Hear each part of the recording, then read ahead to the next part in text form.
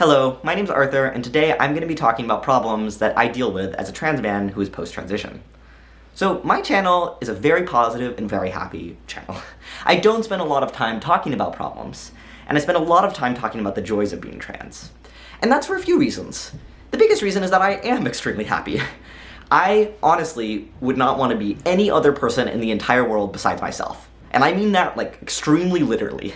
I wouldn't want to be a famous celebrity. I wouldn't want to be the most successful economist whose paper I'm always citing. I wouldn't want to be an athlete. I wouldn't want to be a ripped gay man that I see in the club. I love all my friends, but I don't sit around imagining myself as them. I only really want to be me.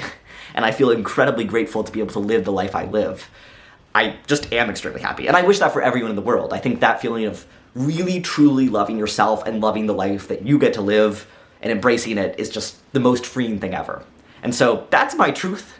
And so that's a big reason why my content is what it is.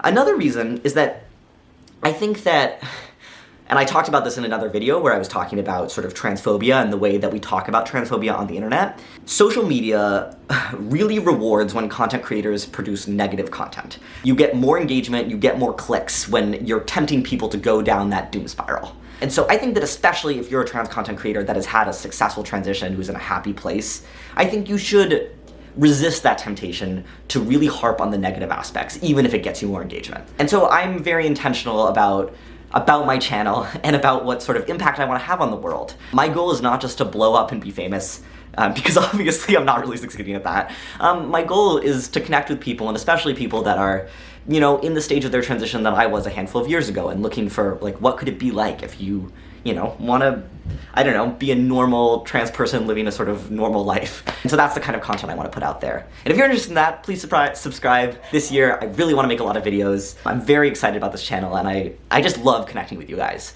And so the third reason that I, by and large, have produced such positive and happy content on my channel is that I am very intentional also about how I relate to my channel on my end. I only want to be doing this channel if it is furthering me in my life and is good and positive for me.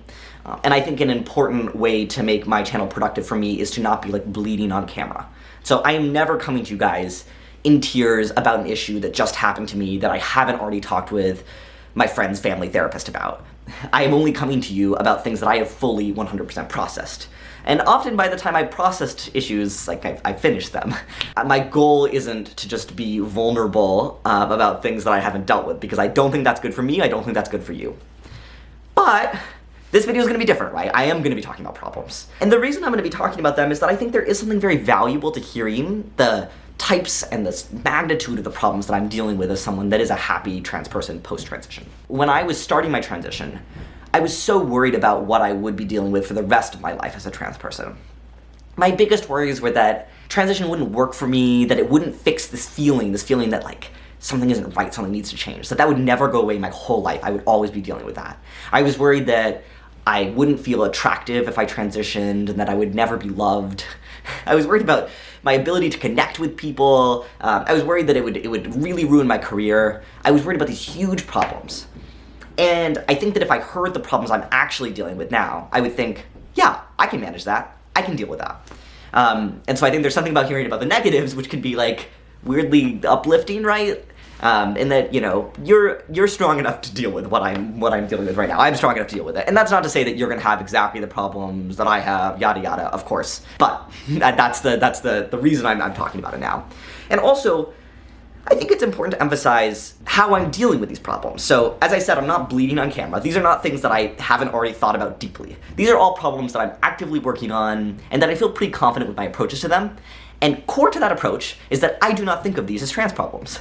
Yes, in this video I'm framing these as trans problems, because they are all problems that are directly related to my trans experience, but rather intentionally, as I process these things and these feelings, I think of them as human problems. And I think that that is a huge reason that I am such a happy trans person and that I don't feel bitter about my transness, is that I don't think of my transness as having caused a bunch of problems in my life. Okay, so what do I mean by that, like that choice? Okay, so I'm a PhD student. All the time, I will have conflict with my advisor, right? I go to my advisor with an idea I'm super excited about, and they say, that's a bad idea. Or I think that my advisor doesn't have clear expectations for me, I'm worried about my future, you know, I'm frustrated with my advisor, right? That experience is clearly linked to the fact I'm a PhD student.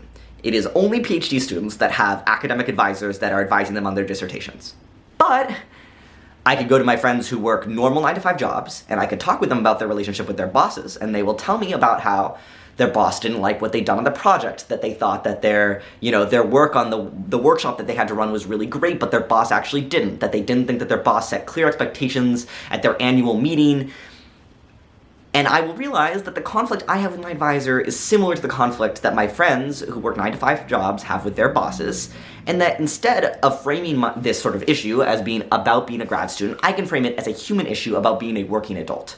And I think that, similarly, that's how I think of these trans problems. Okay, alright, so I'm gonna launch into this now with that very long preamble, classic Arthur video style. And I'm gonna go for the drama from 7 to 1, where 7 is approximately the issue that I deal with the least, and 1 is approximately the issue that I deal with the most in terms of sort of how actively it consumes my day-to-day thought. All of these I'm gonna be pretty quick about describing the issues and how I deal with them and how I think of them as normal human problems too. But if any of these are interesting to you, every single one of these 7 problems I think could be its own standard Arthur 20-minute video. And so if any of them seem particularly exciting, let me know in the comments and I'd be happy to film a longer video just talking about that issue in depth. Okay, number 7. Sometimes I long for the simplicity of being cis. Okay, so what do I mean by that problem? Yeah, transness is complicated. It's complicated even when you're a post-transition trans person. I worry when I think about the jobs I might take, about the political environment in different cities. Transness sort of complicates a lot of interactions I have. My life is just very unique as a trans person, and sometimes I wonder, well, if I was cisgender, there would be more of a script to follow, it would be easier. I think of that, yeah, as similar to a lot of things I've had to deal with in my life. 1% of people are transgender, but there are a lot of things in my life where I'm in like the 1% of it, right? Like, fewer than 1% of people are academics, and my life as an academic is immensely complicated by that choice. I have to time having kids around the tenure clock. I have very little control of where I'm gonna live. I have all this stress about my dissertation. There's so many things that are out of my control. That is something, a force that really defines and really complicates my life, and it makes me very different. And that's something I've chosen, right? And I'm happy with it. I think that even though it's difficult, I work to embrace the parts of me that are unique and special, and that complicated doesn't mean bad, and simple doesn't mean good. It just means that there's something, different about me, right? I'm a different kind of person. Sometimes that's hard to deal with, that my transness does make me inherently different, and it feels like I didn't choose that, it just happened to me. But there are a lot of things I didn't choose that just happened to me that make me different, and I feel very grateful and lucky most of the time to be living a life that is so unique. Number 6. I do not like relying on the medical system for anything, and I really hate how many times out of control things will happen to me related to my testosterone or my transness and my medical care. I had a huge chunk of time, multiple times, where I was struggling to get the right needles to do my shots, and I ended up having to find weird ways to order it online after it got sent to so many different pharmacies I was running all around town. Very annoying, very stressful. I ended up behind on my shot at one point. I ended up having to use the wrong needles to do a shot at one point. I had it happen one time where I was traveling, so I had to have a prescription sent to a pharmacy in a different town, far away from me. And then for some reason, CVS changed my default pharmacy to be that pharmacy, and so it would send all my prescriptions to that pharmacy, including my testosterone, and then testosterone, there are rules around how often you can get it filled, and so technically the fact it would get sent there would mean that I couldn't fill it locally even by transferring my prescription, because it's a steroid. And so then I called my doctor, and the doctor was like, okay, I'll change it in the system. I talked to CVS, they said they'd change it. I talked with these people 4 or 5 times over the course of several months, and it took me 4 months to get my testosterone. And it eventually got fixed, and I luckily had some testosterone saved up, but it was just so stressful, and it was I don't know, I have no control. It's very frustrating. It just is a necessary thing for me, and to feel out of control, it really, really weighed on me. And you know what? This is, again, not necessarily a trans-specific experience. My parents both have a lot of experience dealing with chronic health issues, and I would call them and ask for their advice about handling this, which they would give me advice, and then I would hear horror stories that they'd had that were just so much worse than what I was experiencing. If I miss testosterone, it really sucks, but it is not life-threatening, and there are things that are life-threatening where even still, insurance and pharmacies and doctors can be screwing it up. And my mom was telling me about one time where she was calling, I think it was because insurance wasn't filling something that they were required to be filling, And she was like giving them all the evidence that they needed to, covering this, they need to whatever. And she was getting nowhere with that person until she said, I'm gonna take this to Twitter and go viral with it. And my mother does not have a Twitter account, has no idea how that would happen. And then immediately they fixed the problem. And my mom was just so like disheartened by that, because you should not need to threaten to go viral with something in order to have your healthcare be taken care of. But that was the reality of the situation. And yeah, so I think that I've been slowly like learning the skills around this, about how to manage being someone that is on medication, right? And I'm on other medications too, right? It's just part of the experience of being a person. And every time that these problems come up, it actually feels like less of a big deal because I've learned the set of skills to deal with them. And so it's something that I'm just continuing to improve on in my life. And I think about this too, where like a lot of people at some point in their life, for example, are gonna need to administer shots. I don't like having to do my testosterone shots, but I know now that if anything comes up where I'm gonna have to, perform an injection on myself or someone else, like I know how to do that, and it's okay, I can manage it. And so that's kind of powerful in its own sense too. Okay, number 5 is that sometimes I do wish I had a penis sexually. I think that's something where people assume that feeling is so bad and is so intense and is so all the time. And it is for some people, for sure. I know people who've had bottom surgery, I know people who do experience that feeling very intensely. And I think that I'd always assumed that was how it was gonna be for me, and I think it did used to feel more intense. It used to feel more intense when I didn't have such a positive, happy, healthy sex life. Because it felt like if I just had a penis, this would all work out. It would all be better, and I wouldn't have to be dealing with such a different and uncomfortable experience. I think that now that I'm in a place where I love the kind of sex I'm having, I love the way people are attracted to me, by and large, I don't have many problems, and I celebrate like every aspect of my body, which again is not everyone's experience, it happens to be where I landed. That those times when I feel like I wished I had a penis, it feels sort of more of like what if situation rather than a active, really intense pain. And I think of this sort of like, let's say, on spring break, you went on vacation to Mexico and you had a great time, you got a great tan, and you come back and you hear about how your friend went skiing and also had a great time. And you might feel like jealous about the friend's skiing and wonder what it would have been like if you'd gone skiing, but also had a perfectly good time in Mexico. And I think there's something important, in just being a sort of happy, healthy adult, in being able to handle that emotion. That feeling of sort of FOMO, of like wondering what life would have been if you'd done the other path. If you like the path you're on, if it's going okay, if it's all good and well, you don't need to like spend a lot of time lingering on the other stuff. And it becomes easier to not linger on it the more, I think, positive and happy your current life is. And so that's been the experience for me, is it becomes easier to not think about it and less of a big deal the happier I am in my current life. And I just find that the feeling is so much more fleeting and so much more of like sort of a whimsical, oh, what if, than it used to be. And it's not, I find it increasingly less distressing. So relatedly, I also sometimes find myself wishing that I could stand to pee and feeling frustrated that I deal with UTIs sometimes, which feel like an intrinsically related to my trans body experience. Yeah, and it sucks. I mean, it's not fun. I am very jealous of my friends who can, use the urinals at bars, and I wish I could. I don't enjoy the pain of having UTIs. I wish I didn't have that. But you talk with people, and like, plenty of my friends who are cis struggle with like IBS or whatever, and just, I don't know, it's just like one of the many unglamorous problems of my, of life, is that sometimes we deal with problems related to that. And I think in terms of like the intensity with which it affects my life, this isn't as dramatic as having, I think, like Crohn's or ulcerative colitis or IBS or those sort of problems, and I think of them all kind of in the same area. And so it is like sometimes we have to deal with stuff, It's okay. Yes, these things that I have to deal with are related to me being trans, but sometimes you deal with things that are related to, other things related to how you're born. Like, it's a genetic issue that just happens to you. Yeah, it's not my favorite thing in the world, but it's just part of life, and I feel like able to handle that, and it's okay. Okay, number 3. I still struggle to make disclosure sexy. And so by that I mean, it happens all the time to me, that I will be making out with someone or talking with someone who's met me in real life and doesn't know that I'm trans, and I want to sleep with that person, and so I know that I need to say that I'm trans to that person. And I think that what's felt particularly hard and frustrating about this recently is that, well, again, that's where I'm like, sometimes I feel so silly complaining about these problems because they're like good problems to be having, but it's that it never goes badly for me. It never goes badly, and in fact, most of the time, the average like interaction I have with someone related to the fact that I'm trans sexually, and I know people don't believe this, but is with cis gay men who have never been with a trans guy and who are super excited and who are super curious and are like, wow, you're so attractive.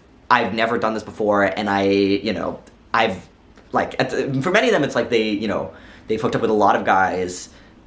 There is not a lot of new left for them, and it's fun to like have any experience that's new, and I'm very comfortable and happy to be that new experience. Like that vibes well with my personality. Like it's what I'm in the mood for, and so often the experience ends up being very positive, and it's not like, oh my god, like, are you willing to look beyond the fact I'm trans? It's like, wow, there's this cool, fun, new thing about me that you wouldn't have guessed. Can you believe it? And so I think that like when that's the reality of it, it feels very frustrating that all the language I've been offered about how to do disclosure is like very apologetic. It's like, I'm so sorry that I have this disgusting feature about me. Are you willing to look beyond it? Like, you have to know this big dark secret. It's horrible. I am transsexual. And like, it's just like I want it to be fun and sexy because the reality of it is that. And I think that when I like tell people in a way that's like very serious, they have to offer me a serious response, and it just is like such a buzzkill when like it's like neither of us really want that. Like, just most recently there was someone where I just like 100% vibes wise knew he would be okay with it. Like I had I knew he would be okay with the fact I was trans. He was super into me. We met at a pregame, and then we were making out at the club, and we were gonna like go back home with him, and I knew it was gonna be okay. But I still had to say it, and I like knew I had to say it. And so I say like, there's something you should know. I am transgender. At the bar, like on the dance floor, like gay pop is like screaming in the background. We're like several drinks deep, and I'm like, there's something you should know. It just feels so dumb to say that. And then he's like, the only thing that matters to me is that you're beautiful and like whatever. And I'm just like, and that was like very lovely. What a great response. And exactly with the tone and the seriousness with which I said the disclosure. But it just felt like I was like, it was so like, everything up until that moment had been like passionate and sloppy and casual. And then I hit him with this like drama. And I just feel like there has to be some way to do disclosure in a way that's casual, like as casual as these things are. And I haven't figured it out. And I've been working on that for like 2 years. Whatever. It's, it's not like the biggest deal, but I think it is, the reason that I put it in the position that I put it, which is like 4-3, I think 3, is it just feels like the most, like I spent a lot of time trying to think about it.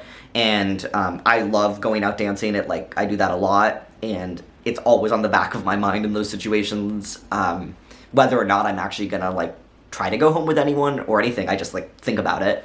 And I'm always like, I don't know how I'm gonna do it. And it's always been fine. Like I literally have never had it go wrong ever. Disclosure. When I've like told someone verbally, it's never gone wrong. And so it's like fine. Like it's fine if it's a little clunky, but I think I just have spent a lot of time thinking about it. Yeah, and I guess the way that I think of this as more broadly, not just about a trans specific thing, is I just think communication around sex is really hard. I think there's this complicated split that we have where we want sex to be like fun and casual and spontaneous, but that some things around sex like really do need like a very verbal, explicit like statement around it. And so I think we've talked a lot about that in general, like as a culture around consent, right? About trying to make consent sexy, because it is a little hard, right? Like you go off sort of verbal and body language cues, and then you get to some place and you want to like be like explicitly, hello, you, like, do you consent to us doing XYZ act? And it feels a little clunky. And I think that people have spent a lot of time working to try to make consent sexy and trying to make communication around sex easier. But it's hard for a lot of people, and I think of my struggle with disclosure just in that broad category of like, it's hard to talk about sex. Number 2 is that I still feel so awkward coming out to friends. That problem used to be, it would have been something I would have ranked number 1 for a very long time. And I filmed a video a couple years ago now, rather explicitly about that, where I for a while I didn't come out to anyone, like I was meeting new people and I like wasn't telling anyone. Now I have a friend group of, you know, queer people, and I'm out in those spaces, but there are still friends that I've met that I'm genuinely close with who don't know that I'm trans. Like, I'm talking closeness of, like, many one-on-one hangouts, gone to each other's birthday parties, like, that sort of thing. Like, close. And I still haven't found the moment to do it. It's hard because I think that it just feels like such a big deal and, like, a turning point, and, like, I'm confessing something, and it never feels like there's the right moment to do it, even though I really would like to, because there are a lot of stories about my life and a lot of experiences and a lot of formative things that are directly related to the fact that I'm trans. And so for me personally, and not for every trans person, but like for me, it does feel like if I'm going to be close to someone, they need to know that I'm trans so I can talk about like that formative part of my life. But it's hard to get to that place, and it's hard to state it because I just feel like I'm always like, the times where I have done it, people often are like, again, because that's like, what else do you say? But they're like, thank you for telling me and trusting me. And it's like such a sweet response, but it always feels so like, I've made it a thing, you know, like, wow, like we were just casually hanging out and now they're like, I love transgender people and I respect you in your journey. And it's, again, like, that's the right thing for them to say, so no problems there. I love that, it's great to hear it, but it nevertheless, like, I'm just like a casual, saying stuff kind of person, if you can't tell, and it just changes the vibe of a hangout immediately, and so I just put it off, and I put it off, and I put it off, and then suddenly, like, I'm years deep into knowing someone and they still don't know. So, yeah, I've gotten better about it. It's gotten easier. I used to be, as I said, really apprehensive, and now I do say it. And I think, like, there was a time where my boyfriend was commenting on this, where we were, you know, I think it was like some sort of, yeah, it was a drag race watch party, probably, some sort of something. And there were a few new people there, including some of his friends who, you know, weren't in our queer friend group. And I just ended up telling a story about, I can't even remember, but it was something that was like, the story inherently referenced the fact that I was trans. And he was like, wow, that was such a like different thing for you and an obvious like big step. And then I was telling that story around strangers. And I was like, yeah, I mean, to be honest, I was a few drinks in, so, you know, it was like lower inhibitions. And I think I realized that I was like, I had a great story to tell, and I was either going to tell it or I wasn't going to tell it. There was no option to tell it and not reveal the fact that I was trans. And I was like, I'm a great storyteller, I want to just do it. And I did it, and I just want to be there in general. Like, I want to not feel awkward. And, again, it went well because, like, with that person, or people, the strangers there, you know, it wasn't like me coming out to them. It was just like I implicitly did via a story. And so there was no moment where they had to be like, by the way, I'm still cool with you now that I've learned that you're trans. But, like, I don't know, when people that I get actually close with where it didn't come up for, like, 6 months, and then, you know, it could come up, and then I say it, it's, you know, then it is really like, wow, I'm surprised to learn this, and it's changed something. I just get weird about it. But yeah, I don't know. It's hard. Haven't figured it out entirely. Not the end of the world, but it's a thing I struggle with. And I think of this, more broadly about connecting and trusting people. I think that we as people get really in our heads about how people view us and how they see us and the expectations that they form when they learn things about us. And so especially things that feel really sensitive and personal, it's just easy to get to wall yourself off and not trust. And I know people that do that about all sorts of other things that feel private and intimate to them, and they, you know, like, they really want to share, and they really want to be able to talk with someone about something, but they just worry what that person's going to think. And I think I've often been pleasantly surprised about, like, people just view you as a person, and they just don't spend a lot of time, you know, wallowing about certain things that you've said and, like, really, like, lingering on it. And that most of the time people just, like, move on. But I think that it's really easy to get in your own head, and that can really impede the connections you form with people. So it's something that I'm working on, not just about my transness, but about generally. Like, I'm in a place in my life where I've never felt less lonely. Like, I don't experience the emotion of loneliness, which is crazy. I spent so long in my life feeling lonely all the time. Like, that was like a primary emotion for me, and I just don't feel it anymore. And part of the reason, I think, is that intentional effort I made about being open with people and connecting with people. But there's still some more work I have to do on that. So, okay. So, number one, what is the biggest issue, the thing that is most on my mind, that I struggle with the most as a trans man who is post-transition? And this, I think, will probably surprise you guys. is that I struggle to fit in real-life trans community spaces. And my struggle with that feels like pretty consequential for my trans identity, and is often a bummer to me. So what do I mean by that? Real-life trans community spaces, and where that I mean like they're either explicitly defined, so it's like a breakout group that is supposed to be trans people, you know, at a sort of, you know, for some sort of support group, or it's a party that is explicitly targeting trans people, an event that's explicitly targeting for trans people, or it's just a gathering that is like predominantly trans people. That's what I mean when I say trans community spaces. Spaces that are intentionally for trans people, labeled as such, or just like have a, you know, a majority of the people there are trans. I struggle to fit in. In trans community spaces, it's the only time I've ever misgendered, and by that I mean people will call me they. It is the only time where people are ever confused about the fact that I'm a man, and by that I mean I will have conversations with people where they're like, wow, like, so you feel like a cis man? Like with genuine, earnest confusion. Or we'll just like make statements about how trans people are not men and women, implying that I am not a man.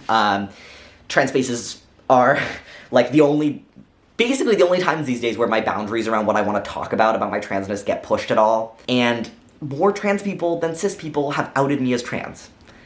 And it's just such a bummer. Yeah, and so I think that might surprise some of you guys, because I do love the fact that I'm trans, and I have tons of trans friends, and I mean, one of the reasons that I love having this YouTube channel is that I can talk about transness in a way that makes me feel comfortable, but it isn't always the case that that's the way transness gets discussed. And there are times where like I really am searching out for trans connection, because I, you know, as you heard for the past 6 issues, I have trans issues that come up, and I have experiences that are totally defined by my transness that I want to talk about with people. And so I've had it happen repeatedly where I really felt like I was like putting myself out there to go to something, and then just felt like extremely disappointed. And some of the times, yeah, like I've cried over this. It's been like actually genuinely quite hard for me.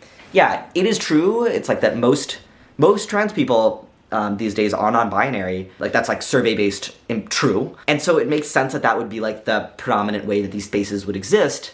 And I'm like totally cool with that intellectually, but there's something really hard about going to a space and having it not just be that like, okay, to be, for a trans person to be a passing binary male is unlikely. Fine, it's unlikely, that's okay. But it's treated as like antithetical to the definition of transness to be that. Like, it is not trans to be a man.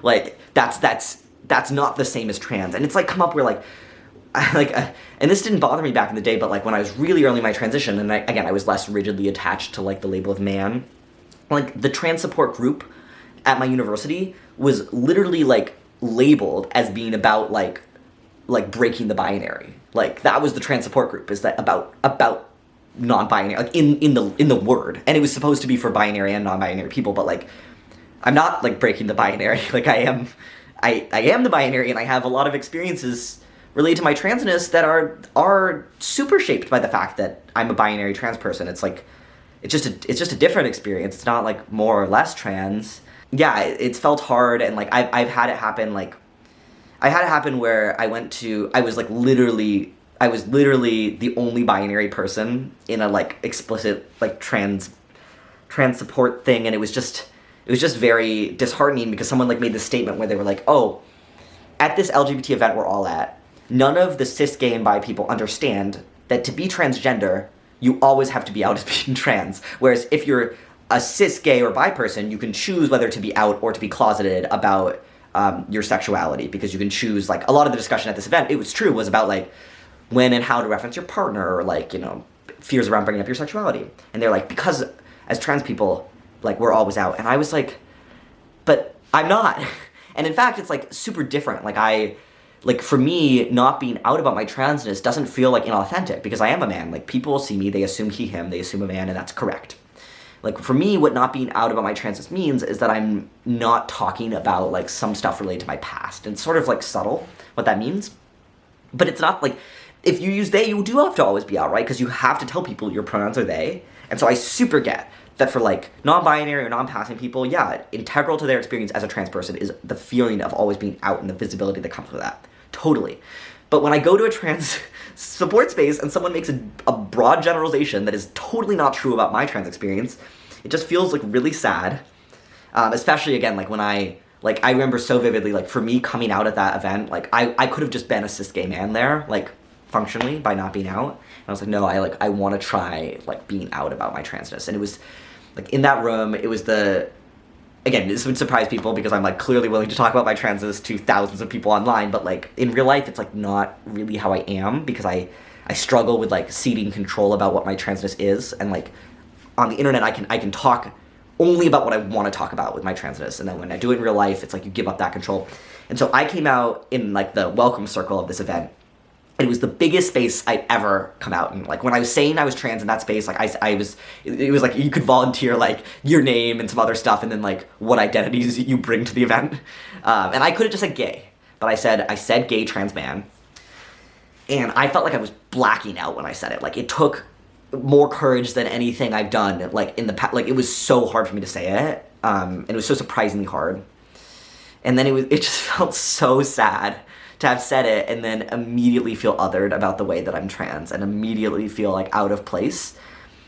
It was, like, really sad. Yeah, and I'll have it happen, like, where, like, I exist in a lot of gay male spaces. And when I say gay male spaces, I mean that, yeah, it's, like, it's masculine men there, right? Like, it's cis gay men and trans gay men. Like, I will go with trans guys to these gay male spaces, and I will see, like, I'll be dancing next to, like, a buff guy who has top surgery scars, you know? Like, it's not like these spaces have a mix of people, okay? That's the space I go to.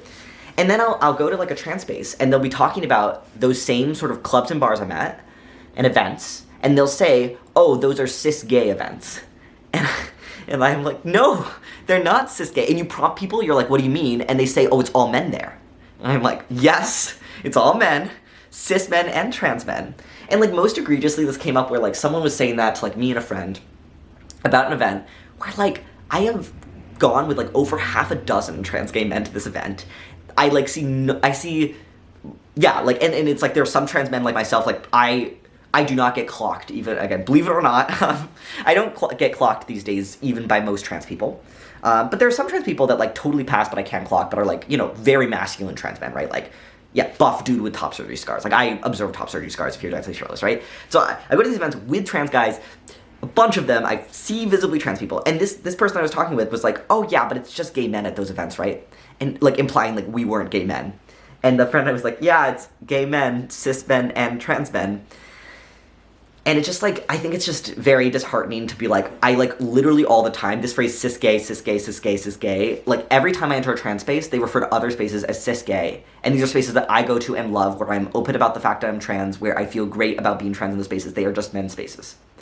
And, like, to call those spaces cis gay, which I see this on the internet, I see this, but it most affects me in real life when, like, real life friends will refer to spaces as cis gay that I go to and like, and I'm like, I'm implicitly called cis gay all the time, and it makes me, like, have a hard time, like, identifying as trans, like, when I feel pushed out by, like, what transness is, like, a lot. Anyways, yeah, and so it's a thing that I struggle with. Yeah, and I think it just felt painful because, like, it's so, like, when you think you're, like, you share my identity, like, you should get me, and you put your faith in this, like, group, in this space, in this community, and then you just feel, like, let down. It's, like, it sucks. And it sucks when it's, like, it's just in so stark contrast to, like, how well I fit into gay male spaces. And so, like, very vividly I've had it happen where I'm at an event that's marketed towards trans people, bad time, feel misgendered, feel out of place, and then I go to a gay male event and I feel 100% at home, and I feel like people get me. And sometimes those are events where I'm not talking about the fact I'm trans, and I'm like, I wish I could talk about this part of myself, but, like, at least, like, I can't go as deep as I'd like to go, but people are accurately perceiving everything they're perceiving, they're accurately getting everything I'm sharing with them, and maybe I can't dive into, like, my history as much as I'd like, but, like, I fit in, and it's correct, and I feel at home. It's just such a harsh contrast for me, like, it's a very harsh contrast. Anyways, and so I think, like, where I've been landing these days on this is, like, as I said, the gay male spaces I exist in have a mix of cis men and trans men in them. And I felt, my friend group amazing, couldn't ask for a better group of people, and I feel so able to talk about my transness with these people. Again, because it's a mix of cis and trans people. And so I think that I've realized that, you know, for me, I had this vision of like what trans community meant, and I envisioned trans community meant like majority trans spaces. But I think maybe for me it means more one-on-one friendships with trans people, which I have lots of.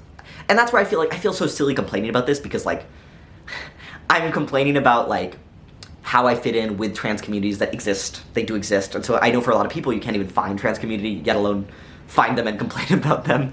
And I have many one-on-one trans friends, like many trans men friends, and I can talk with about my life. Again, I know that's not the normal experience, so like I feel so grateful to have them. And I feel so able to like, talk about my transness with my cis friends too, which again is, I know, an uncommon experience. And so like overall I think like really, really lucky, really great place to be in. And I think what I've realized is that, is that maybe that is what community is for me. Like I might not fit in with a group, you know, with spaces that are marketed as like entirely predominantly trans, but that doesn't mean I don't have my type of trans community, and that doesn't mean I don't have spaces like what I need for my transness, where what I need for my transness I think is like people that get me, and trans and cis people can get me.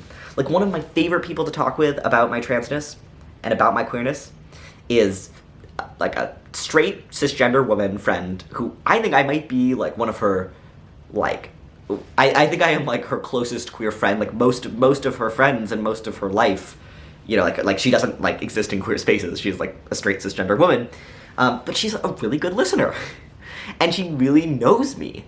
And it doesn't matter, like, in fact, like, all the time I'll be, like, explaining to her these really niche slang and these niche events and these, you know, whatever, and she'll get, like, the core of the humanness of what I'm describing, and she'll be like, oh, so you felt, like, left out, or that person felt jealous, or, like, whatever. And it doesn't matter, like, that she wasn't there. She gets what she needs to get. And so I think, I'm like, yeah, like, I think instead of blanket assuming that, like, trans spaces are gonna do the work for me, I think I need to do the work on my own of finding, like, what kinds of connection I need, and that getting that from a mix of trans people and cis people and all sorts of different kinds of spaces. And yeah, you know, it is what it is. And so, as I was saying, the theme of this video, I think that this is a really human experience to have an identity that's very important to you, that you want to form community on. You go to something where you think, oh my god, all these people with my shared identity are gonna get me, and then they don't get you in some fundamental way. And I have so many friends with so many different identities that have had this exact same experience, where they've gone to a group, and then the group has been complicated in one way or another, and people haven't understood them, there's been drama, you know, the identities feel more different than they'd expected, whatever. It's super common. I don't know, these are friends like in undergrad, going to the black student group and realizing that it's like mostly wealthy black people, or like friends who've had, you know, I don't know, drama within their adoptee groups, or, you know, who will go to different religious spaces, and the people, the way that they relate to religion is really different than the way that their personal relationship is with religion. And like, it's just something that happens, and I think that, you know, I think that what I've observed in people, what I'm trying to move forward with myself, is that, yeah, moving beyond just using literally the word of an identity as the connector point, and instead the shared life experiences. And so, like, what I do with my friends is we watch, you know, like I'm hosting a Drag Race watch night, you know, that very TV, you know, on Friday. I'm, you know, going to the club with my friends. I do shared things that we bond over, shared experiences. And then through that, we can talk about our lives, rather than like, this identity word is me. I want to find people with the same word, find people that like to do the same things. And I think that's something that happens as you grow up, as you realize, actually, like, that's maybe a better way to form communities around experiences rather than identity labels. It's been, like, difficult for me, yeah, especially just, like, in feeling really comfortable and happy in referring to myself as trans, is when I've had these, like, hard experiences with real-life trans spaces. Anyways, so that's that. All of these things, as I said, are things I've spent a lot of time thinking about, and I could talk even in more detail about everything I've described. And so I would be happy to elaborate further on any of this. And also would be happy to elaborate about, like, all the issues that I thought would be issues and weren't. Like, I really am, I feel very attractive, I feel very loved, I don't feel lonely at all, I feel very, like, solid in my gender identity. I don't think about the what ifs anymore. Like, I'm a man, whatever. And So that all worked out, and then I'm left with, you know, this set of very manageable, very human problems. And so let me know if there's anything you'd like me to elaborate on in a further video. But I hope that this was fun and still in the theme of my like largely positive, happy channel is talking about, you know, the real but like well-managed problems that I do deal with. All right, bye.